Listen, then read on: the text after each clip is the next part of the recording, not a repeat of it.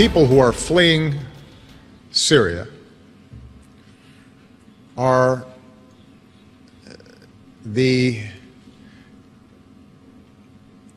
most harmed by terrorism. They are the most vulnerable as a consequence of civil war and strife.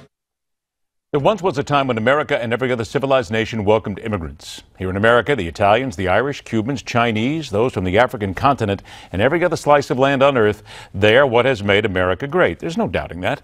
But times have changed. An overpopulated planet, despot governments, mounting murders in the name of a god. The crossroads is here and staring us in the face, reflected in the pools of blood on Parisian streets.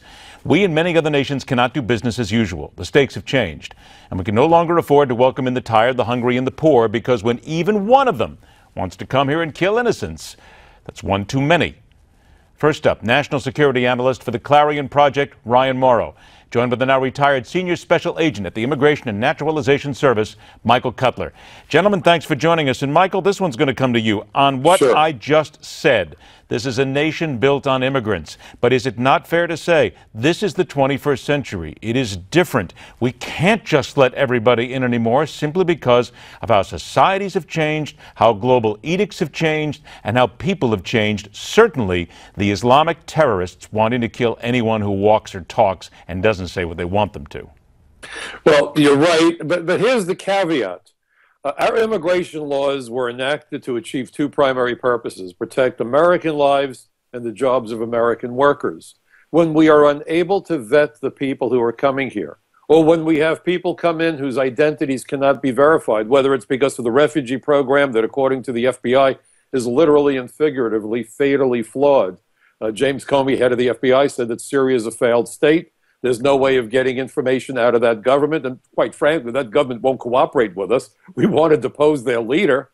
To think that they're going to warn us about terrorists is foolish. And I want to put something quickly in perspective. The 19 terrorists who carried out 9/11 inflicted more casualties than the entire Japanese Navy on December 7th, 1941. If we get it wrong, just a fraction of 1%, and I think the likelihood is that it'll be a lot worse than that, we could be opening the door to thousands of terrorists. I don't even want to imagine what the consequences would be. Speaking of that, Ryan, I want you to hear this. This is the president talking today, saying that the refugee crisis, in his opinion, should not be equated with terrorism. Here's what he said. Even as we accept more refugees, including Syrians, we do so only after subjecting them to rigorous screening and security checks. We also have to remember that many of these refugees are the victims of terrorism themselves. That's what they're fleeing. Slamming the door in their faces would be a betrayal of our values. All right, so Ryan, here we go, a nation of values. We have people who are victims, who want to come here. One side of that says, why are you bringing them halfway across the world? Why are you not trying to keep them where they live, where they're comfortable? Take care of Syria instead of trying to bring them here. And in the same breath, the president says rigorous screening. Is he kidding? There's even people in his own party who say that the screening is a joke in this country. So how do we keep our values and still be the good people around the world and still make sure that we don't let the terrorists in? Well, Michael is hitting a very important point, which is about the vetting process, which I don't have faith in. And that's why I would say freeze bringing over the refugees in large numbers when you don't have an effective vetting process, because you're actually not helping the other Syrian refugees that would be threatened by any radicals that come in here.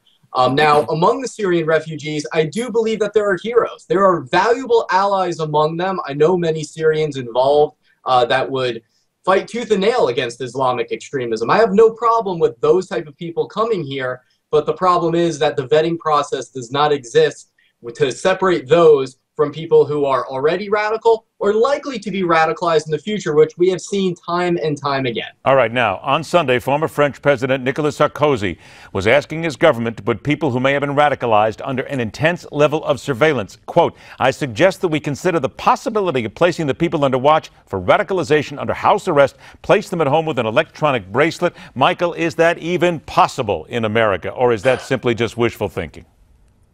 Listen, extraordinary circumstances require extraordinary solutions. Here's my suggestion. You know, I provided testimony to the 9/11 Commission. Why aren't we using the 9/11 Commission as the starting point for any discussion about any immigration action. I've come to call comprehensive immigration reform the Terrorist Assistance and Facilitation Act for the same reason that we can't vet the terrorists. We can't vet people who evade the inspections process. We're paying one hell of a price. Senator Jeff Sessions, in fact, made a strong recommendation that we care for these people overseas, not bring them here. We'd get more bang for the buck. And at the same time, we would make certain not to undermine national security. In fact, I just wrote an article for capsweb.org. I called it false security worse than no security. Being told that we're vetting people that we can't vet by this president, that's false security in my judgment. Ryan, 45 seconds left, though. We're talking about keeping them in Syria, keeping them in the Middle East, keeping them in their home. But I'm going to ask Ryan if it's just even possible if we can do this. We can't seem to get out of our way and come up with a real logical explanation here. Do we trust ourselves to be able to do even that?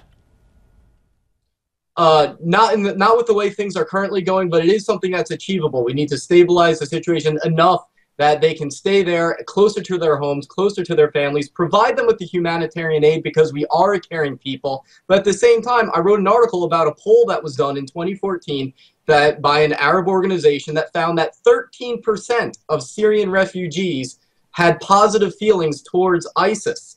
So when you're dealing with numbers like that, it is a risk to bring them into places like Europe and the United States. Gentlemen, I think we've hit on this one thing. We're out of time, but let's be honest. If one person comes through and one person kills innocents, it is one too many. And we have to understand that one time or another. Michael Cutler, Ryan Mauro, gentlemen, thanks so much for joining us. The three left-wing stooges and their excuses put into perspective by one leader who refused to surrender in the face of certain death. Next.